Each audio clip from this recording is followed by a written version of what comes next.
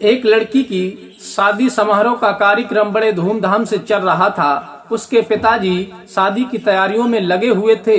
किसी को किसी से बात करने का भी टाइम नहीं था। इधर बारात आने की तैयारियां चल रही थीं। लड़की जो थी अंदर दुल्हन बनी हुई थी, सजावट उसकी हो रही थी, सभी लोग उसे सजा रहे थे, उसके हाथों में मेहंदी लगा रहे थे। इस प्रकार से धूमधाम से तैयारियां चल रही थी। लेकिन जैसे ही बारात आती है, बारात में लड़के ने एक ऐसी डिमांड रख दी जिसे सुन करके लड़की ने फिर जो किया, जिसके बारे में उन बारातियों में किसी ने भी सोचा भी नहीं होगा कि आखिर कुछ ही पल बाद जो बनने वाली दुल्हन है वो ये फैसला ले सकती है, ये डिसाइड कर सकती है। इस बारे में किसी ने कल्पना भी नहीं की होगी। आखिर उस दुल्हन ने ऐसा कौन सा फैसला लिया था जिसे सुनकर के सभी के होश उड़ गए थे। आइए तो जान लेते हैं इस वीडियो के माध्यम से कि आखिर उस दुल्हन ने ऐसा कौन सा फैसला लिया जिसे सुनकर के सभी चकित रह गए थे।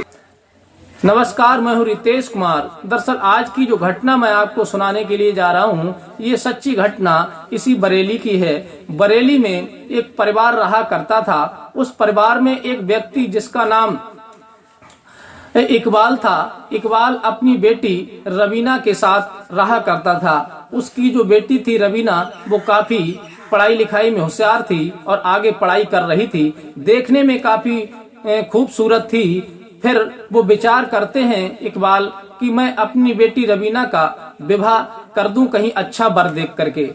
फिर वो 2-4 लोगों से इस बारे में सलाह करते हैं कि देखो मेरी बेटी जवान हो गई है, जिसकी उम्र 25 से 28 वर्ष के बीच में है और उसने पढ़ाई भी काफी कर ली है, तो मैं सोच रहा हूँ उसका विवाह करके मैं फ्री हो जाऊं, मुझे कोई चिंता नहीं रहेगी। इस प्रकार से वो वार्तालाप करते हैं तो उन्हीं की एक रिश्तेदारी में एक घर मिल जाता है। वहां वो अपनी बेटी का रिश्ता तय कर देते हैं। फिर वहां जिसकी जो डिमांड होती है वो सभी लोग अपनी अपनी डिमांड रखते हैं कि हमको ये चीज चाहिए, हमको ये चीज चाहिए।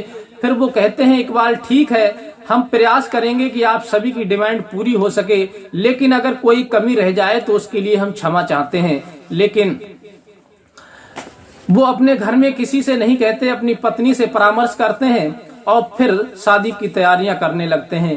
धीरे धीरे यूं ही वक्त बीतता चला जाता है। शादी की जो तारीख निश्चित की जाती है वो नजदीक आ जाती है और इकबाल जो दहेज का सामान होता है वो धीरे धीरे खरीदना शुरू कर देते हैं। कुछ ही समय बीता था तो उन्होंने जितनी जिसकी डिमांड थी उस डिमांड के अनुसार सारा सामान खरीद लिया था और उसके बावजूद भी वो उन्होंने अपनी इच्छा से अपनी बेटी को देने में जो उचित समझा वो सारी वस्तुएं खरीद करके एकत्र कर ली थी। ऐसा कोई आइटम नहीं बचा था जो इकबाल ने अपनी बेटी रवीना के लिए देने के लिए वो आइटम खरीदा नहीं हो। सब कुछ खरीदने के बाद में वो दिन निश्चित आ जाता है, जो तारीख निश्चित आ जाती है, जो उन्हें अपनी लड़की का विवाह करना था, निकाह करना था। इस प्रकार से वो बारात की तैयारियां हो रही थी और बारात उसी दिन उस इकबाल के दरवाजे पर आ जाती है और उस बारात में बहुत सारे लोग आए हुए थे। इकबाल बड़े खुश होते हैं कि बारात आ चुकी है और फिर अच्छी तरह से बारात का स्वागत किया जाता है, उसे खिलाया पिलाया जाता है और फिर खिलाने पिलाने के बाद में सभी बारात इधर उधर आराम से बैठ जाती है और फिर लड़के को वहीं पर मौलाना बुलाता है और निकाह का इंतजाम होने लगता है। इधर जो लड़की थी वो सज धज रही थी और फिर इधर सभी लोग बारात की खातर खुशामद में लगे हुए थे।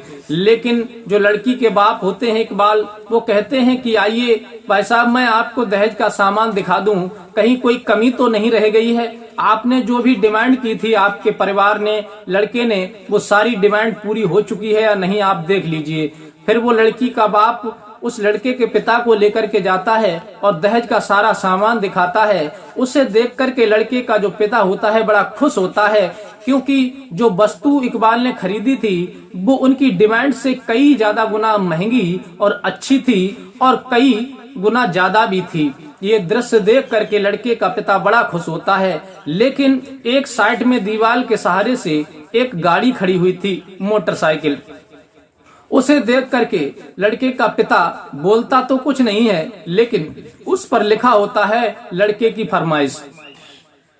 फिर वो सारा मैटर देख करके वहां पर लड़के का बाप अपने लड़के के पास पहुंचता है जो दूल्हा बना बैठा हुआ था। उसके कान में जाकर के कह देता है कि बेटा, तुमने जिस गाड़ी की डिमांड की थी वो गाड़ी तो मिली नहीं है, दूसरी गाड़ी इन लोगों ने दी है।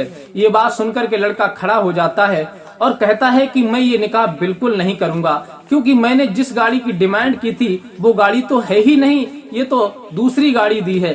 तब लड़की का बाप आता है और हाथ जोड़ता है, कहता है क्षमा करना बेटा, जो तुमने गाड़ी की डिमांड की थी वो गाड़ी अभी इस समय स्टॉक में नहीं है। तुमने बुलेट की डिमांड की थी, बुलेट 350 सीसी स्टॉक में नहीं है। उन्होंने कहा कि कुछ दिन आपको रुकना पड़ेगा तब आपको मिल पाएगी, इसीलिए हमने बल्दे में दूसरी गाड़ी ले आए हैं, ये चलाओ। और जब वो गाड़ी आ जाएगी, उसके हमने पैसे भी जमा कर दिए हैं, वो गाड़ी आ जाएगी तो हम वो खरीद करके तुम्हें दे देंगे, ये भी दे देंगे और 2 गाड़ी तुम्हारे पास हो जाएंगी। लेकिन लड़के को अपने होने वाले ससुर पर बिल्कुल भी विश्वास नहीं होता है और वो कहता है कि तुम कितना भी प्रयास करो, मैं ये निकाह बिल्कुल नहीं कर सकता। अगर तुम्हें अपनी बेटी की शादी मेरे साथ करनी है तो तुम्हें मेरी गाड़ी अभी ला करके देनी होगी। ये बात जब वो सुनते हैं तो बड़े परेशान हो जाते हैं, विनती करते हैं। अब ये बात जब बाराती लोग होते हैं उनमें भी अफरा तफरी मच जाती है। ये बात गांव में भी सोर्स हो जाता है कि लड़का गाड़ी के पीछे रूठ गया है और शादी करने से मना कर रहा है। धीरे धीरे पूरे गांव में ये बात फैल जाती है। फिर ये खबर लड़की के घर तक पहुंच जाती है। लड़की के पिता जाकर के वहां अपनी पत्नी से कहते हैं, तो फिर लड़की सुन लेती है और लड़की जब सुनती है तो बड़ी अचंभे में पड़ जाती है कि आखिर कैसा व्यक्ति है जो एक बाइक के लिए इतना बड़ा रिस्क ले रहा है, सारा काम बना हुआ है उसे बिगाड़ रहा है, ये बड़ा लालची है। तब वो लड़की अपने पिता से कहती है कि आप निश्चिंत रहो, मैं देखती हूँ कि आखिर क्या बात है। फिर वो लड़की निकल करके आती है जहाँ पर लड़का बैठा हुआ था, सभी बारात वाले बैठे हुए थे, निकाह की तैयारियां चल रही थी। वहीं लड़की आकर के कहती है कि मैं ये शादी बिल्कुल नहीं कर सकती। ये बात जब बाराती लोग सुनते हैं तो सभी लोग हैरत में पड़ जाते हैं और कहते हैं कि आखिर ये लड़की कह क्या रही है, ये दुल्हन क्या कह रही है कि शादी नहीं कर सकते, अगर बिना दुल्हन लिए बारात लौट करके जाएगी तो बड़ी बदनामी हो जाएगी। तब वो लड़की कहती है कि मैं इस नाकारे और लालची व्यक्ति के साथ शादी बिल्कुल नहीं कर सकती, क्योंकि मेरे पिता ने अपनी हैसियत से ज्यादा इसको दिया है और इसके पूरे परिवार की डिमांड पूरी की है, लेकिन इसके बावजूद भी ये कंजूस लालची व्यक्ति एक मोटरसाइकिल के लिए इतनी बुरी तरह से कर रहा है और भरी सभा में हमारे पिता की बेइज्जती कर रहा है, जबकि हमारे पिता ने इसकी फरमाइश की मोटरसाइकिल के पैसे भी जमा कर दिए हैं। तो ये हमारी कदर क्या करेगा, ये तो हमारी दौलत से, पैसे से प्यार कर रहा है, हमारे दहेज से प्यार कर रहा है। ऐसे लालची व्यक्ति के साथ में बिल्कुल भी शादी नहीं कर सकती। फिर ये वहां पर लड़की के जब सभी लोग सुनते हैं, दुल्हन के वचन सुनते हैं, तो बारात में भगदड़ मच जाती है। लड़की का जो पिता होता है वो लड़की को समझाने का प्रयास करता है, लेकिन लड़की नहीं मानती, बात बिगड़ती चली जाती है। वहीं कोई व्यक्ति पुलिस को फोन कर देता है और पुलिस भी मौका वारदात पर वहां पहुंच जाती है। फिर पुलिस को पूरी बात बताई जाती है। तब पुलिस उस बात को संज्ञान में लेते हुए फिर पुलिस उन लड़के वालों को वहीं पर बिठाती है और पूरी संज्ञान में बात लेती है, समझती है, फिर उन्हें समझाती भी है। लेकिन लड़के वाले तो मान जाते हैं, लेकिन लड़की साफ मना कर देती है कि मैं इसके साथ शादी नहीं कर सकती, मैं इनके खिलाफ कार्रवाई करूंगी। तब वो लड़की लड़के वालों के खिलाफ कार्रवाई की मांग करती है। पुलिस लड़के को, लड़के के बाप को और लड़के के भाइयों को पकड़ करके अरेस्ट करके थाने ले जाती है, उनके खिलाफ कार्रवाई की जाती है। फिर सभी लोग ये सोच में पड़ जाते हैं कि अब तो बेइज्जती वाली बात है, बारात लौट करके यहाँ से जाएगी और लड़की की शादी नहीं हुई। तभी वहीं पर उस लड़की का एक भाई लगता था, रिश्तेदारी का कोई था, वो लड़की कहती है कि मैं इसके साथ शादी कर लूंगी। तब सभी लोग इस बात को राजी हो जाते हैं, क्योंकि लड़का भी देखने में अच्छा था, पैसे वाला था, कोई दिक्कत नहीं थी। इसलिए लड़के की जो बाप होते हैं वो भी इस बात को एग्री हो जाते हैं, राजी हो जाते हैं और फिर अपनी लड़की का विवाह उसी रिश्तेदार के साथ कर देते हैं। और जो दान दहेजे का सामान था वो तुरंत एक गाड़ी बुला करके उसे भरवाते हैं और कहते हैं कि इनके घर पहुंचा दो।